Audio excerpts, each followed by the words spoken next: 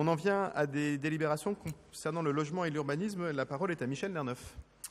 Merci. Je voudrais quand même faire une petite remarque pour tous les fans de l'urbanisme qui ont dû constater la remontée spectaculaire que nous avons faite, puisque nous étions la voiture balai la dernière fois et que là, nous sommes en 3e position. Donc encore un peu d'effort et on arrivera peut-être un jour premier. Bon, trêve de plaisanterie. La première délibération concerne une bonne nouvelle pour nous, c'est donc la mise en application de la décision prise de la construction de l'Arena 2 sur le site de la Porte de la Chapelle. Et ce sont les 2 premières décisions qui sont proposées à notre vote. D'abord, d'autoriser la maire de Paris à prendre les autorisations d'urbanisme pour les démolitions et par la suite pour pouvoir préparer le terrain afin de construire. Et deuxièmement, une convention d'études entre la Ville de Paris et la Solideo, qui est une organisation étatique qui a pour but de financer les Jeux Olympiques. Et cette convention prévoit notamment le versement par la Solideo d'une subvention d'un montant de 1 350 000 € pour le financement des études préalables réalisées pour les besoins de la réalisation de cette salle. Je vous rappelle aussi que le Arena 2 ne sera pas uniquement un équipement olympique, mais il servira par la suite, bien sûr, pour l'organisation des compétitions de clubs parisiens, en particulier de basketball et de handball, ceci dans la salle faite pour notamment les Jeux Olympiques, et qu'à côté, intégré au complexe, il y aura donc 2 gymnases destinés aux clubs locaux et habitants qui seront intégrés donc au sein même de cet équipement. Voilà, je vous invite à voter favorablement cette délibération avant que nous passions à 3 sessions. Monsieur Honoré, est-ce qu'il y a d'autres demandes de prise de parole sur l'Arena 2 ? Christian Honoré. Oui, Monsieur Lerneuf, je pense que vous avez répondu en partie à la question que j'allais poser, mais je préfère insister. Nous aurons peut-être l'occasion de reparler au Conseil de Paris, et j'étais déjà intervenu, sur le fait donc tout le monde se félicite de la construction d'Arena 2. Ça ne pose aucun problème, bien entendu. La question qui se pose toutefois, c'est est-ce que la construction d'Arena 2 va impacter l'équipement sportif qu'il y a à côté, et si, par exemple, comme il semblerait que ce soit le cas, la piste d'athlétisme va être touchée. Donc j'ai bien noté ce que vous avez dit, prévenant en quelque sorte la question que je posais, puisque bien entendu, si une partie du stade de l'équipement sportif était amputée, ça aurait pénalisé les habitants et les jeunes qui utilisent cet équipement. Mais vous venez de dire, donc, j'en prends acte, que Arena 2 sera non seulement un équipement pour les Jeux Olympiques, c'est sa destination première, mais qu'ensuite, elle sera destinée aux habitants. Donc, c'est la question que je pose pour éviter les craintes des habitants qui se disent Arena 2 va amputer une partie de l'équipement sportif et nous, donc, on en sera privés. Voilà, j'aimerais que vous précisiez bien. Vous avez eu la réponse que j'ai donnée tout à l'heure, à savoir, donc, Arena 2 se compose grosso modo d'une grande salle multisport. Celle-là, elle sera utilisée pour les Jeux Olympiques et par la suite, elle sera plutôt utilisée pour des événements importants parisiens, et 2 gymnases qui seront utilisés pour le quartier et la proximité dans la gestion traditionnelle des gymnases qu'il y a dans le 18e. Quant à l'autre question que vous posez sur la réinstallation des terrains, je vous invite donc à participer à la première réunion de concertation, de la relance de la concertation sur Gare des Mines, puisque là il s'agit du secteur plus large, qui aura donc lieu le 25 juin, ici à 18h30 à la mairie du 18e. Et on pourra aborder ces sujets. Evelyne Dams. Non, je croyais que tu voulais prendre la parole. Non, un élément de réponse complémentaire aux éléments apportés par Michel Lerneuf pour dire que l'Arena 2, au-delà de l'équipement sportif a aussi vocation à être un équipement de destination. Et l'intérêt des habitants du 18e pour l'Arena 2 ou de la Porte de la Chapelle sera non seulement d'avoir accès aux salles de sport, non seulement d'aller éventuellement au spectacle dans la grande salle, mais aussi d'avoir un équipement qui va permettre à du public de venir pour d'autres raisons dans le quartier et donc y commercer, s'y déplacer. Donc l'enjeu, il est double. Il n'est pas seulement en matière d'équipement sportif et même en matière de gestes importants pour la Porte de la Chapelle, il est aussi, pour le quotidien de la vie des habitants, une capacité à vivre mieux dans le quartier. Je vais donc mettre aux voix cette délibération qui est pour. Unanimité, je vous en remercie. On en vient à d'autres délibérations qui concernent toujours la DU. Absolument. 3 sessions à la ville. La première session, c'est finalement une régularisation au 27-25 boulevard Ney, entre différents mètres carrés qui n'avaient pas été intégrés comme il le fallait. C'est un problème très technique. Je vous propose de le regarder et de le voter sans problème. La deuxième, c'est une session de copropriété au 15 bis rue Polonceau. En réalité, c'était une session qui était programmée depuis un certain temps. Et puis, elle n'a pas pu être signée parce qu'il y a eu une erreur matérielle. Et donc, cette délibération, c'est quand même une première. C'est pour vendre un volume d'air. Donc, voilà, on vend un lot qui n'existe plus. Et c'est marqué dans la délibération, on vend un volume d'air. Pour rien, mais voilà, il fallait une délibération. La troisième, à noter que c'est quand même pour installer un artiste qui habite maintenant dans ce local et qui l'a lui-même aménagé. C'était un local qui avait été préempté dans le cadre de l'opération il y a très longtemps de rénovation de la Goutte d'Or Sud, puisque c'était un local qui était intégré à des parties sur lesquelles sont construits le gymnase maintenant et qui ont dû être expropriés à l'époque. Enfin, le troisième, c'est la cession par la ville à Aximo de 2 lots de copropriété préemptés par la ville de Paris en vue de réaliser un logement social au 7 rue du Roi d'Alger. Alors, je vous invite à voter ces 3 délibérations avant qu'on passe à la ZAC Chapelle-Charbon. Merci Michel Lerneuf. Laurent Keinec, est-ce qu'il y a d'autres demandes de prise de parole sur ces 3 délibérations? Laurent Keinec. Merci, Monsieur le maire. Nous allons voter favorablement aux 2 premières sessions qui nous ont été présentées. Et comme à l'habitude, nous allons voter contre celles qui concernent les préemptions, la DU 120. Pour rappel, les préemptions ne créent absolument aucun logement. Elles raréfient l'offre qui est sur le marché et participe de ce fait à l'augmentation des prix de l'immobilier à Paris qui atteignent des sommets et qui posent un véritable problème. De ce fait, elle contribue à chasser les classes moyennes de la ville de Paris. Donc nous allons voter contre la DU 120. Merci.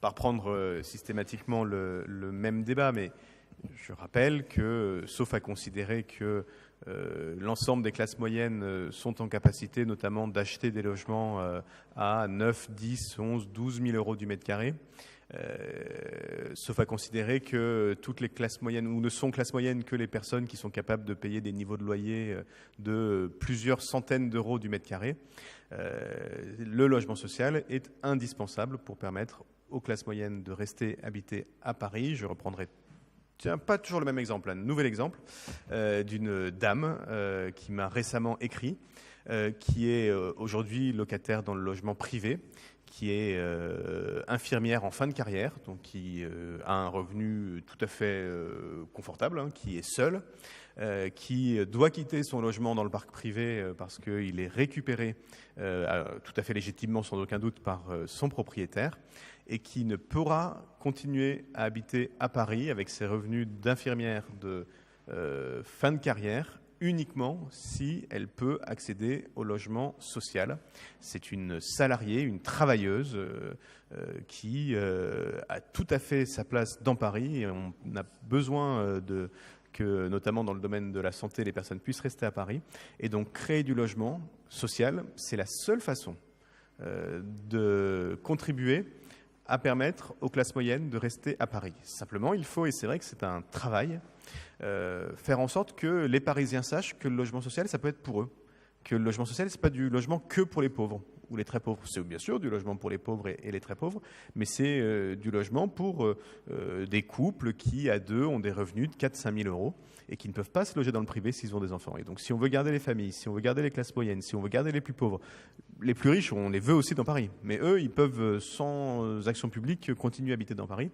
Alors, il faut qu'on fasse du logement social et ces délibérations y contribuent. Voilà pourquoi, de mon côté, je le voterai comme je voterai les deux autres et je vais les soumettre aux voix. La DU 72, qui est pour? Unanimité. DU 97, même vote. DU 120, qui est pour? Qui est contre? Qui s'abstient, qui ne participe pas au vote? Elle est adaptée. Et on va reparler de la ZAC Chapelle-Charbon. La parole est à Michel Lerneuf. Alors cette délibération est importante puisque c'est elle qui lance finalement la première phase de la ZAC Chapelle-Charbon, je vous rappelle sur les 3,5 hectares. Il s'agit donc à la fois de l'approbation du dossier de création de la ZAC. Ce dossier, vous pouvez le consulter sur Internet. Il consiste à définir le périmètre, on en a déjà parlé, je ne vais pas revenir dessus, le programme global prévisionnel des constructions, la procédure environnementale relative à l'aménagement avec l'étude d'impact, avec l'avis de l'autorité environnementale et avec l'analyse des observations du public. À partir de là, le dossier de réalisation de la ZAC, lui, est composé d'abord de la définition des équipements publics d'infrastructure, à savoir le parc lui-même, la passerelle qui devrait relier le parc au boulevard Ney, la voie nouvelle qui raccorde la rue Dupré à la rue Moussorski et traverse le périmètre, donc toutes les voies qui seront créées là-dedans, la requalification du square Raymond Queneau, les réseaux d'eau et l'éclairage. Quant aux équipements publics de superstructure, ils se résument essentiellement à deux, à savoir un groupe scolaire de 12 classes environ, et 500 mètres carrés de locaux support pour les services municipaux de la DEV, locaux jardiniers et pour la DPE, lieu d'appel propreté. Voilà. Et puis le bilan des charges municipales Chapelle-Charbon qui donne un bilan de recettes-dépenses de moins 49 millions et demi, presque moins 50 millions. Voilà ce que je vous invite à voter. Cette délibération qui pourra être suivie de, pas la suivante, mais celle qui est juste après, qui est la garantie à 80% du service des intérêts et de l'amortissement d'emprunt à souscrire par la SPLA Paris-Batignolles Aménagement. C'est un peu dans la suite, puisque vous savez que nous avons désigné SPLA comme étant l'aménageur de Chapelle-Charbon. Et là, c'est SPLA qui va donc acquérir la première tranche d'environ 50 000 m², ce qui requiert pour elle un recours à l'emprunt d'un total de 27 millions et quelques, sur lesquels la Ville de Paris garantit, et c'est ça l'objet de la délibération, 80%, à savoir 21 680 000. Donc je vous invite à voter ces deux délibérations qui sont dans la même logique et le même sujet. Merci. Avant la dernière, qui est un peu différente. Merci beaucoup. Sur ces deux délibérations, est-ce qu'il y a des demandes de prise de parole? Je n'en vois pas. Je vais donc les soumettre aux voix. La DU 133 qui est pour, unanimité. La DFA 38 qui est pour, qui est contre, qui s'abstient, unanimité. Je vous en remercie. Elles sont toutes les deux adoptées et elles nous permettent de continuer à avancer sur la création de ce grand parc à Chapelle-Charbon. Enfin, la DU 154 sur Inventons la métropole du Grand Paris. La parole est à Michel Lerneuf. Alors, c'est un nouvel appel à projet, ce coup-ci organisé par la métropole. Finalement, la ville de Paris comptait présenter 2 sites dans le 18e et en a retiré un. Je vais expliquer pourquoi. Le site qui est mis à l'appel à projet, c'est ce qu'on a appelé Clignancourt côté Puce, c'est-à-dire c'était l'ancien terrain sur lequel il y avait la tour de la porte de Clignancourt. Ce site est mis avec un petit cahier des charges. Si on a retiré la tour de la porte de Clignancourt, c'est parce que justement nous estimions que du logement pérenne sur le périphérique n'était pas normal à notre époque. Donc le projet devra proposer tout sauf du logement pérenne. Ça veut dire soit de l'activité, soit du logement spécifique, type étudiant, type jeunes travailleurs, jeunes chercheurs. Et en rez-de-chaussée, des locaux qui contribueraient à l'animation du quartier. Voilà pour le site qui est mis côté 18e sur cet appel à projet. Alors il y avait un deuxième site qui était Clignancourt côté tram, qui correspond à la parcelle qui est actuellement occupée par l'ancien Crous, qui va être démoli par la suite.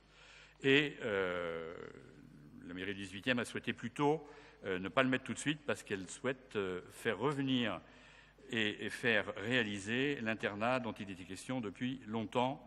Et cette parcelle, qui est juste à côté d'un collège, est la seule qui permettrait de répondre à une promesse qui a été faite il y a longtemps par Daniel Vaillant à je ne sais plus quelle mandature, mais la 1, la 2, la 3, je ne sais plus. Et donc elle finira bien un jour par voir le jour. Voilà, je vous invite à voter cette délibération.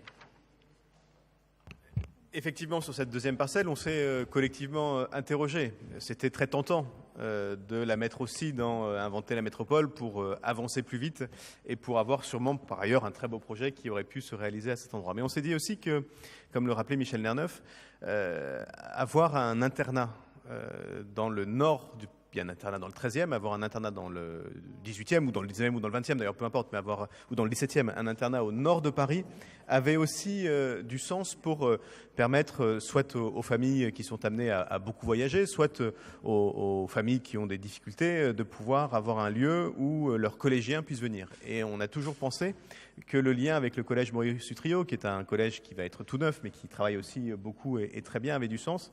Et donc on a préféré, dans ce premier moment, continuer à travailler avec le rectorat, avec la DU, avec tout le monde, pour essayer de créer cet internat. S'il s'avérait impossible de le faire, alors nous pourrions réimaginer, remettre cette parcelle dans une autre session, s'il y en a d'autres, de réinventer la métropole ou de réinventer Paris. Mais c'est quand même un internat, un équipement qui a du sens. Évidemment, qui ne s'adresse pas d'abord aux habitants du 18e. La plupart des habitants du 18e, par principe, ont un logement dans le 18e ou habitent dans le 18e. Donc a priori, pas vraiment besoin d'un internat. Mais s'adresse à toutes celles et à tous ceux qui voyagent ou qui sont plus en difficulté. Et voilà. Mais en attendant, on a quand même une belle parcelle qui doit nous permettre d'avancer assez vite sur un beau projet à la porte de Clignancourt. Et je m'en réjouis. Et je vous soumets donc au... Oui, pardon. Un tout petit mot, parce que je voudrais retirer une confusion. Il ne s'agit pas des internats d'excellence. Il s'agit d'un internat de la réussite scolaire. Tout à fait différent. Un à Paris, dans le sud de Paris, dans le 13e. Thomas Mann. Exactement. Et l'idée était d'en avoir un deuxième à Paris, et donc notamment chez nous. Daniel Vaillant. Oui, parce que comme Michel.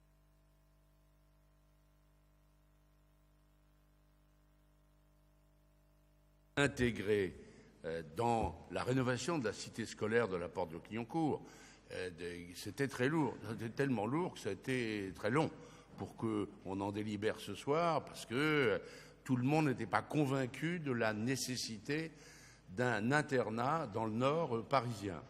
Or, on a tous des situations qu'on connaît, d'enfants, d'adolescents, confrontés à des difficultés réelles, familiales.